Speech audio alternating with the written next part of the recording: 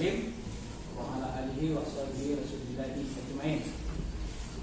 Baik, apa pada pagi hari ini kita akan mengambil pembelajaran tentang profil Pancasila atau P5 dan profil Rahmatan lil Alamin sesuai dengan kebijaksanaan keputusan yang diambil oleh pimpinan sekolah kita. Maka pada hari ini profil atau project yang kita lakukan di sekolah SMA Negeri Kuparan ini tentang penyelenggaraan jenazah yang sesuai dengan menurut agama dan adat di Minangkabau. Seperti biasanya, sebelum pembelajaran ini kita mulai, alangkah baiknya kita awali pertemuan kita pada pagi hari ini dengan membaca doa belajar. Dan kepada ketua kelas kami persilakan untuk memimpin doa belajar. Silakan ketua. Bersiap. Berdoa mulai.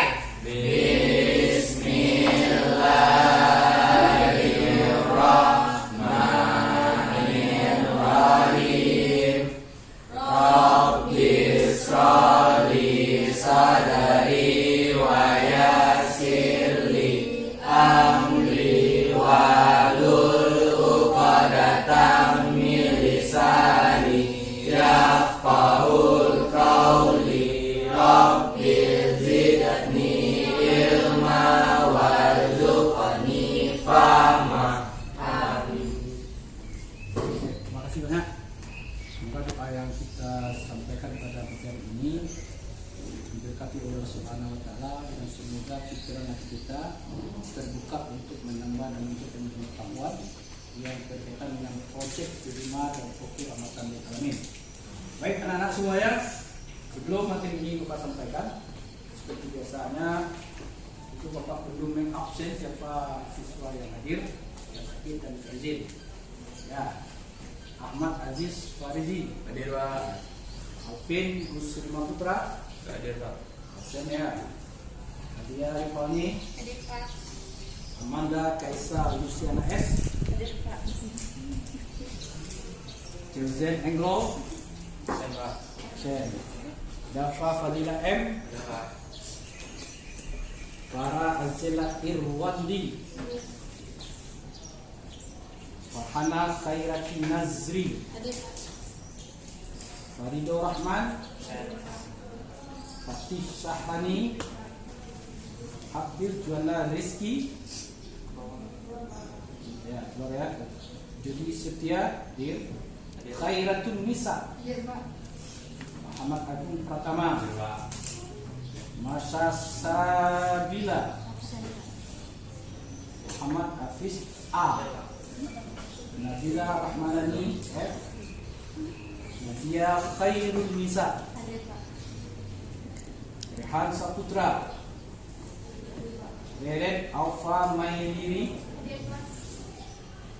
Sakira Triwahyudi, Absen Pak. Sinici Hatta, Absen Pak. Kaila Lalita Anjani. Hadir Pak. Banyak ya. Baik, anak-anak Pak semuanya ya.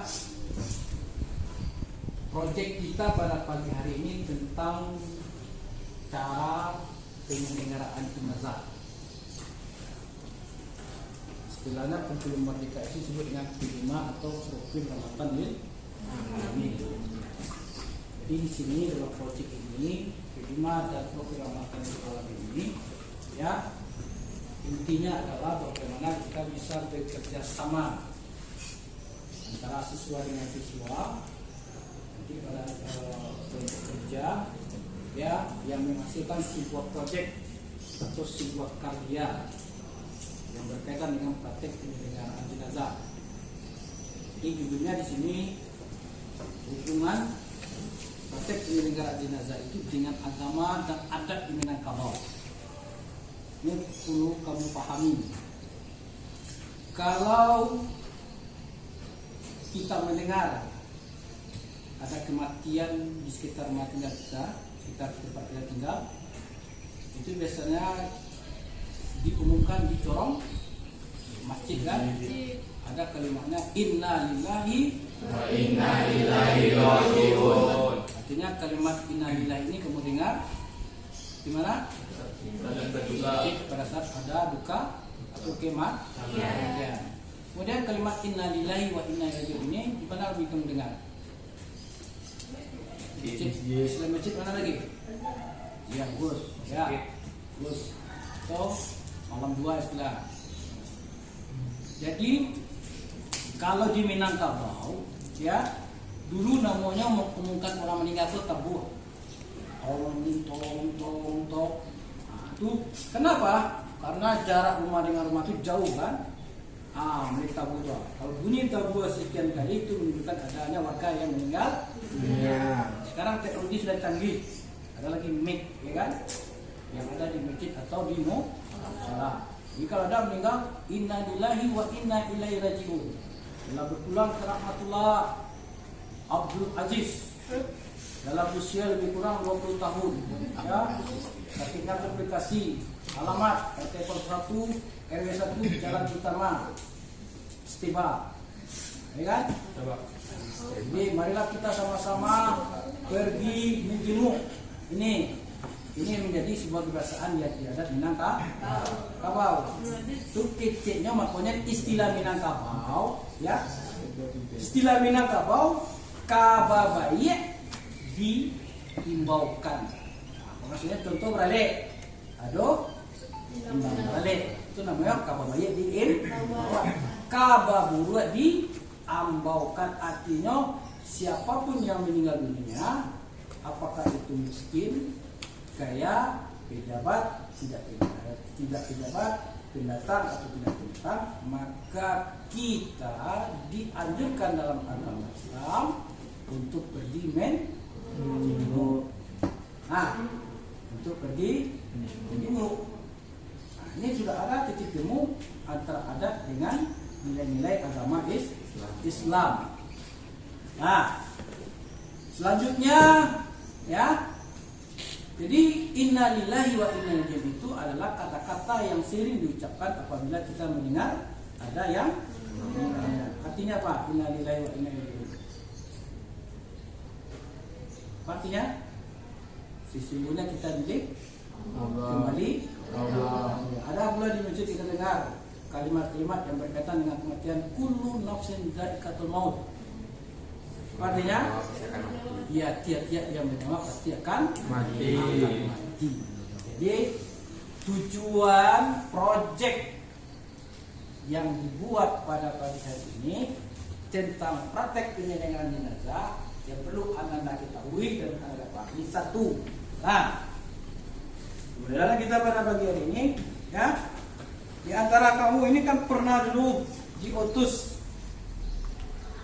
di Masjid Raya Sumatera Barat pelatihan tentang penyelenggaraan jenazah. Ya, ayah, Amanda kan, itu pergi itu pelatihan.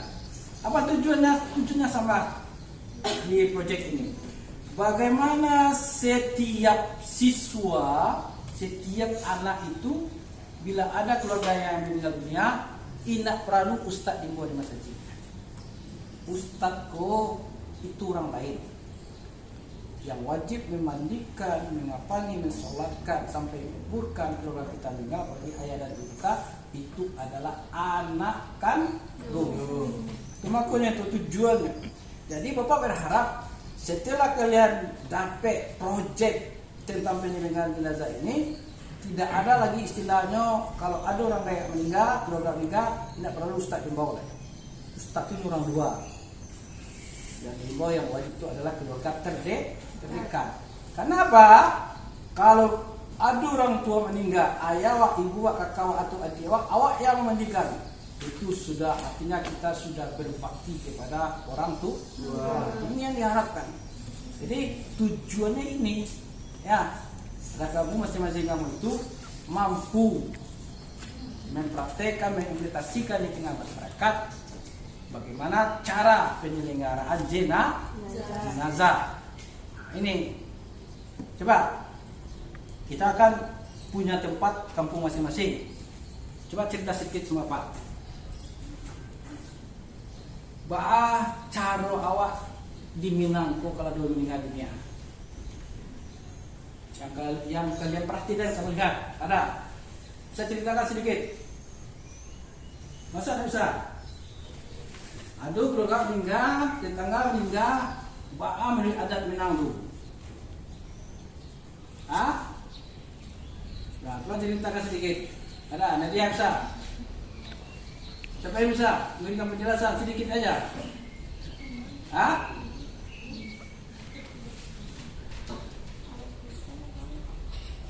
Jadi gini ya, jadi kalau di Minangkabau, kalau ada keluarga meninggal itu sudah keluarga laki bagi semua anak dia kan,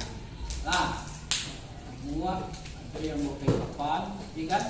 Kalau seandainya baku mau kain dah, itu cuma Minang tuh.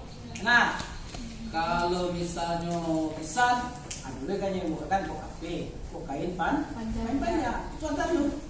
Nah, kemudian kalau di daerah Pulanji baca dia, kalau ada keluarga yang meninggal dunia itu biasanya tangkap bendera dunia menunjukkan maksudnya warga Pulanji, ya, tangkap bendera, ya. Kalau besok tangkap Yudo Ramaduma, tangkap bendera kan? Jadi sebelum mayat kau diselenggarakan, ya kan, 4 kewajiban. Satu tadi memandikan, mengapa nih, disolatkan dan mengumpulkan. Duduk ala nenek mama 5 suku tu di Pulanji. Suku Cinego, suku Buci, suku Melayu, suku Ledo. Berapa? Pegang, bawa jembak. Duduk nih waktu di halaman rumah. Beko ada. Di antara yang mama tu kita tak pikir tentang Minangkabau. Apa? Itu kan ada kan? Ngerti kan? Beko lah selesai kita tak pikir itu selesai antara yang mama dengan yang mama jo orang Sumatera. Beko nenek mama yang mereka dengan keluarga yang enggak. Beko kan ada tuh di tulang tuh. Beko nyegi jalan tuh. Suku Cinego, kok bagian kepala. Suku Jambak, bagian apa? Bagian tangan itu. Suku Buci, bagian barui. Suku apa? Melayu saya bagian bawah. Itu sudah diatur di dalam adat tuh. Itu hebatnya Minangkabau, artinya ada nilai-nilai ketoroyongan, ada nilai-nilai kepedulian, ada nilai-nilai kebersamaan yang sangat cocok sekali dengan P5 dan profil Ramadan din ala amin ataupun merdeka ini.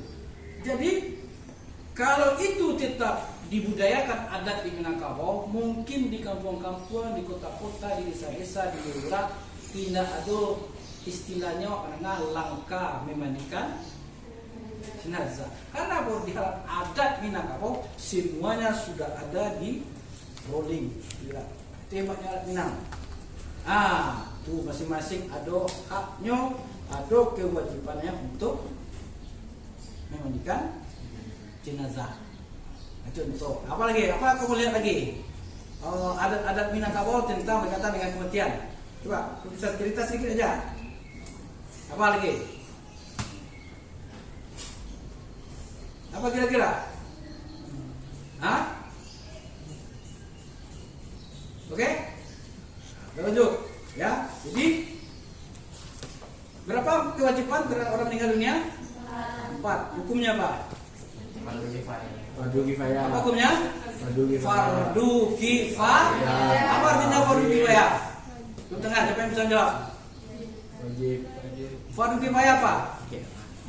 Apa artinya fardu kifayah? Wajib bagi Sekarang Pak ingin tanya, ya, sebelum kita mengimplementasikan dan praktekkan cara pemilihan jenazah, sekarang Pak ingin tanya, apa hukum menyelenggarakan jenazah bagi saudara kita yang meninggal dunia? Bagus. Bentar, ya. Coba, apa artinya fardu kifayah? Apa artinya fardu kifayah? Ya, silakan. Ya, benar. Apabila dilakukan oleh beberapa orang, maka gugurlah dosa dari orang kecil. Ya, bagus. Siapa lagi? Coba, apa lagi? Hukum fardu kifayah? Coba ulang lagi ke anak laki-laki. Ya, oke, Dava, silakan Dava. Ya, silakan Dava. Fardu kifayah berarti wajib bagi setiap muslim. Jika tidak dilakukan maka satu kampung atau satu orang di sekitarnya akan berdosa. Ya, bagus, tepuk tangan. Ya, fardu kifayah itu artinya bila ada ustadz agak satu atau dua orang dibantu yang lainnya, artinya gugurlah dosa masyarakat yang ada di sekitar tempat kematian. Ya. Kenapa kita perlu belajar untuk praktek penyelenggaraan jenazah ini? Tadi kan sudah Pak sebutkan tujuannya lah, tujuan penyelenggaranya. Ingat, banyak nilai-nilai tauhid, nilai-nilai ibadah, nilai-nilai alhamdulillah yang ada di dalam penyelenggaraan jenazah. Karena apa? Satu, sebelum kita melakukan praktek penyelenggaraan jenazah, ya, kita pastikan dulu kondisi jenazah itu apa yang harus disiapkan. Satu yang kita siapkan adalah kain kafan.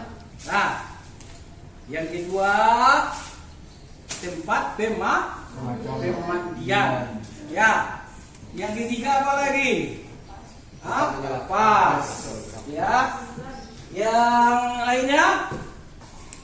Yang lainnya apa?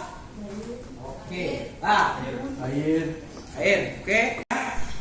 Sudah sedikitnya sudah Pak jelaskan tentang materi praktek penyelenggaraan jenazah.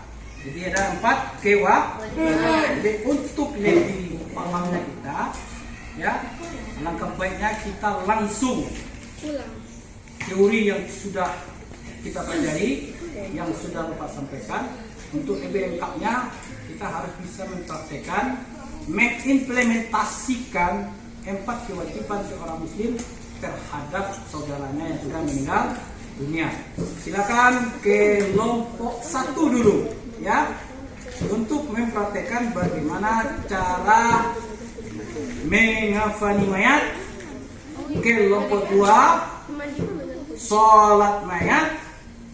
Yang ketiga memandikan mayat.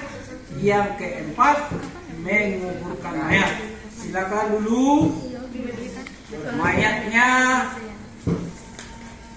sebelum dimandikan, kain kafannya dulu harus dirobek dulu.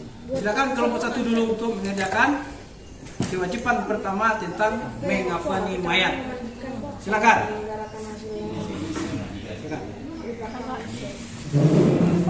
Farah. Silakan ambil. Ingat kerjasamanya, kolaborasinya. Ya, terus. Assalamualaikum warahmatullahi wabarakatuh. Waalaikumsalam warahmatullahi wabarakatuh. Kami kelompok 3 disuruh ditugaskan guru agama untuk memandikan jenazah. Sebelum mandikan jenazah kita berdoa dulu.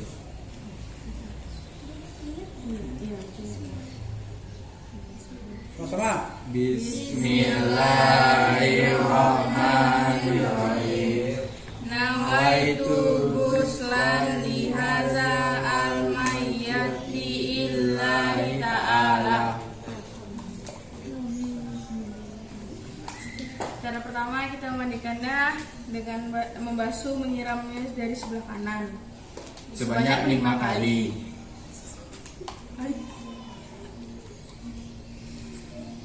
1, 2, 3, 4.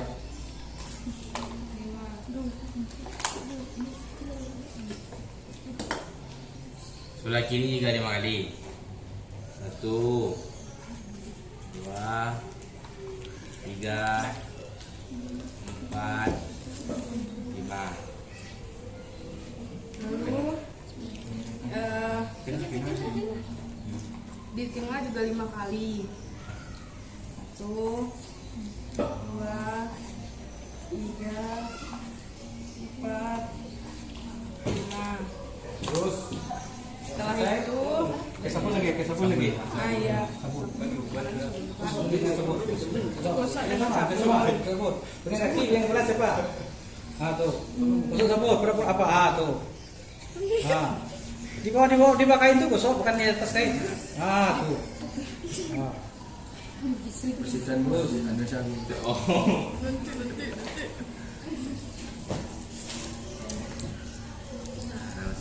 Setelah disabun, kita basuh lagi sebanyak 5 kali.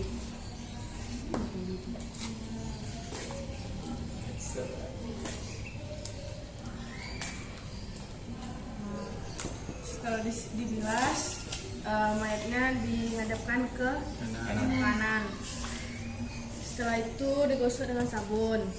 Ada yang pegang mayat itu bantu. Kerja sama. Ah tuh. Jangan biarkan ada temannya. Ah. Setelah itu kita bilas.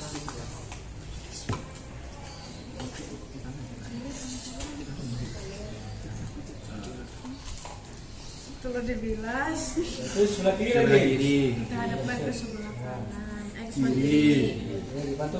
Ah. Benar. Setelah itu kita bilas.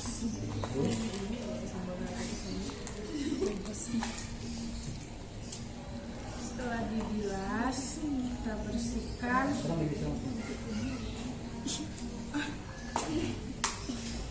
Bersihkan. Setelah itu kita bersihkan kotoran-kotoran jenazah.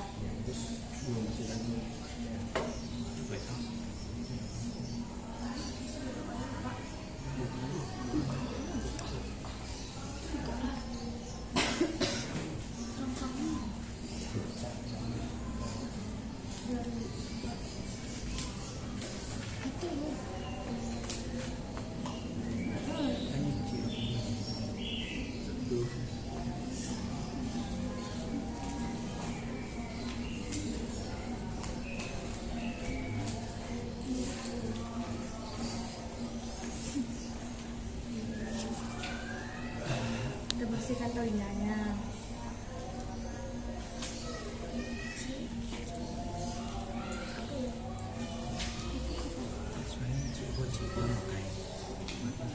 Oke. Sudah selesai, diserang lagi supaya bersih. Siram. Siram lagi. Oke. Ya, bagus. Nah, terakhir baru kita apa? Bersihkan kotorannya. Ya, Nus. Ya. Oke ini. Ayo aku pegang. Aku kaki. Ekor Tangan. ekor kaki habis.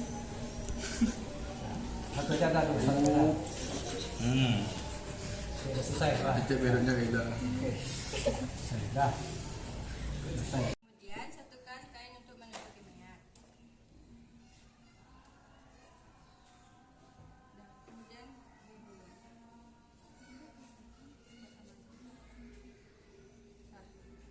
kemudian ikat bagian kakinya.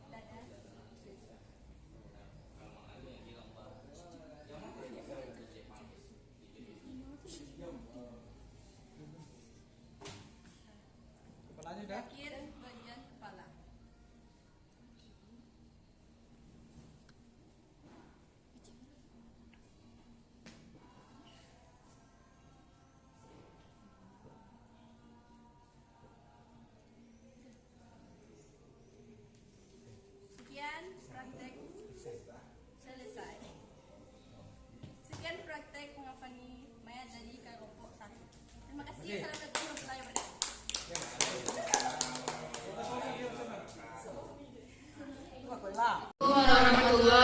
wabarakatuh.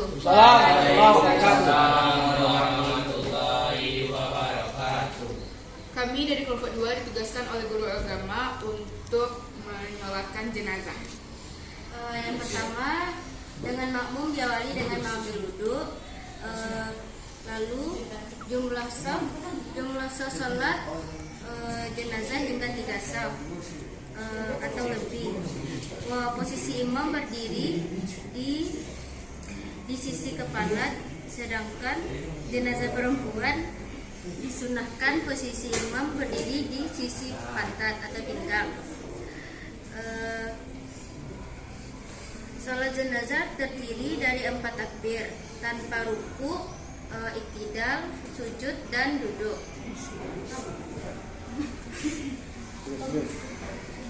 Yang keras suara ya.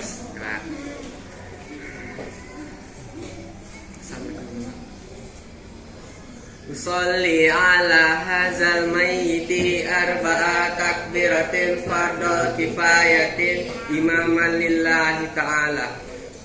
Allahu Akbar. Allahu Akbar.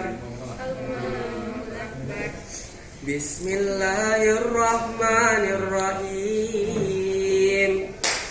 Alhamdulillahi rabbil alamin. Ar-Rahmanir-Rahim. Maliki yaumiddin. Iyyaka na'budu wa iyyaka nasta'in. Ihdinas siratal mustaqim. Siratal ladzina an'amta 'alaihim ghairil maghdubi 'alaihim waladdallin. Amin.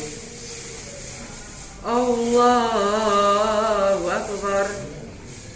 Allahumma salli ala Muhammad wa ala ali Muhammad kama sallaita ala Ibrahim wa ala ali Ibrahim wa barik ala Muhammad wa ala ali Muhammad kama barakta ala Ibrahim wa ala ali Ibrahim fil alamin innaka Hamidum Majid.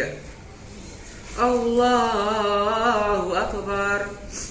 Allahumma ighfir lahu warhamhu wa'afihi wa'fu anhu wa akhrim nuzulahu wa wasya' madkhalahu waghsilhu bil ma'i was salji wal barad wa nakkihi minal khataaya kama yunakkas sawbul abyadu minad danas wa abdilhu daran khairan min darihi wa ahlan khairan min ahlihi wa zawjan khairan min zawjihi wa qih fitnatal qabri wa azaban nar. Allahu Akbar.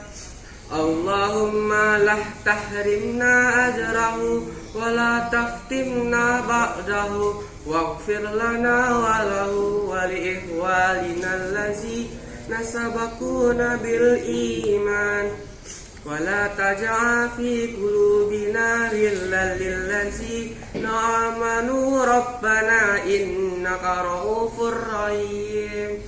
Assalamualaikum warahmatullahi wabarakatuh. Assalamualaikum warahmatullahi wabarakatuh.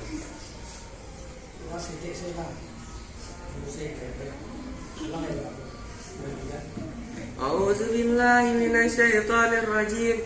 Bismillahirrahmanirrahim. Alhamdulillahi rabbil alamin. Wassalatu wassalamu ala asyrafil anbiya'i wal mursalin wa ala alihi wa ashabihi rasulillahi ajmain. Allahumma fir lahu warhamhu wa'afihi wa'fu anhu wa akhrim nuzulahu wa wasya' madkhalahu waghsilhu bil ma'i was salji wal barad Allahumma la tahrimna ajrahu wa la taftimna ba'dahu waghfir lana wa lahu wa li ikhwanina allazina sabaquna bil iman.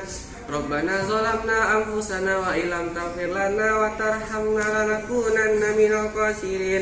Rabbana atina fid dunya hasanah wa fil akhirati hasanah wa qina azabannar. Subhana rabbika rabbil izzati amma yasifun wa salamun alal mursalin walhamdulillahi rabbil alamin.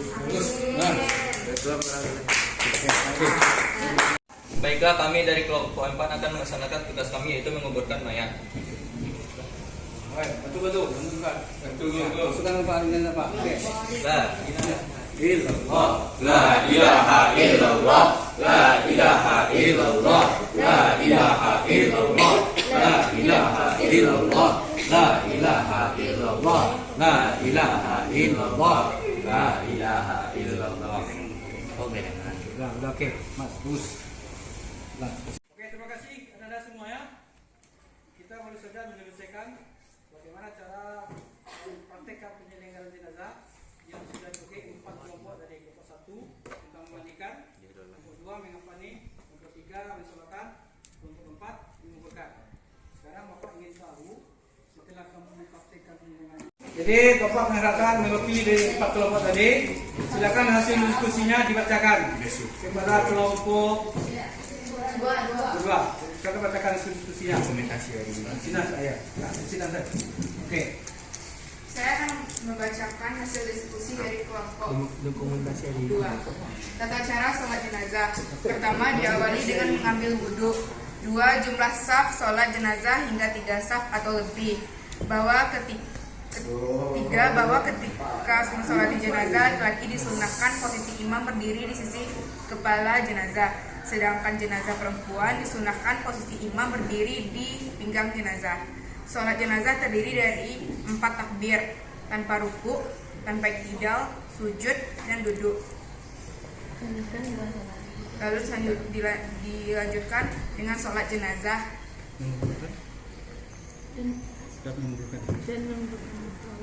dan setelah itu jenazah dikuburkan. Oke, tepuk tangan. Oke. Terima kasih dari kelompok 2 yang sudah mempresentasikan hasil praktek penyelenggaraan jenazah, ya kan? Secara aturannya dari awal sampai akhir. Mungkin ada dari anak-anak Pak yang tidak paham, silakan tanyakan. Berarti Bapak yakin semuanya paham semuanya? Baik, ya. Jadi sebagai materi kita lanjutkan pada siang hari ini ya. Jadi kamu paham kan masalahnya hidup di dunia ini hanya sementara waktu. Tidak ada yang mati. Orang kaya pasti mati. Orang miskin juga pasti mati. Semuanya akan mati. Itulah makna dari kehidupan. Jadi materi kita yang berkaitan dengan makna, kamu harus benar-benar menyadari tidak ada yang abadi di dunia ini. Yang abadi adalah Allah Subhanahu. Semuanya pasti akan berakhir dengan kematian, kesombongan, kekayaan, jabatan, pangkat, semua tidak ada gunanya apabila kita sudah mengalami kematian. Sebagai refleksi, ya, materi kita pada siang hari ini Bapak akan menyimpulkan atau menyampaikan bahwasanya apabila salah satu dari saudara kita sesama muslim meninggal dunia, maka kita melaksanakan 4 kewajiban. Yang pertama apa tadi? Memandikan. Yang kedua, yang ketiga, disolatkan. Yang keempat, menguburkan. Nah, masing-masing kelompok sudah melakukan, mudah-mudahan bersama Pak kepada kamu semua. Setelah kamu pelajari dalam praktek penyelenggaraan jenazah, maka kewajiban kamu untuk memandikan, mengampani, mensolatkan sampai menguburkan keluarga kita yang sudah meninggal dunia. Karena banyak para pejabat, anaknya sudah, orang tuanya sudah berhasil, anaknya berhasil, tapi pada saat bapak dan ibunya meninggal dunia, tidak ada satupun anaknya yang ikut menyelenggarakan jenazah. Tapi yang diperintahkan sebenarnya adalah orang lain atau ustadz yang tinggal di masjid dan di Musa. Inilah tujuan kita melakukan proyek P5 dan profil rahmatan lil alamin. Artinya dengan materi ini semakin dekat hubungan kita dengan Allah Subhanahu wa taala, semakin sadar diri kita, semakin insaf kita, dan semakin dekat kita meningkatkan amal ibadah dan keyakinan kepada Allah Subhanahu wa Ta'ala. Demikian anak-anak Bapak, materi kita praktek peninggalan jenazah yang berkaitan dengan P5 dan program Ramadan. Kepada ketua kelas, Bapak harapkan untuk menyiapkan kita pulang. Silakan pulang dan kita sama-sama baca doa untuk pulang. Silakan ketua. Bersiap. Hamdalah. Alhamdulillahirabbil alamin. Assalamualaikum warahmatullahi wabarakatuh. Waalaikumsalam warahmatullahi wabarakatuh. Terima kasih banyak.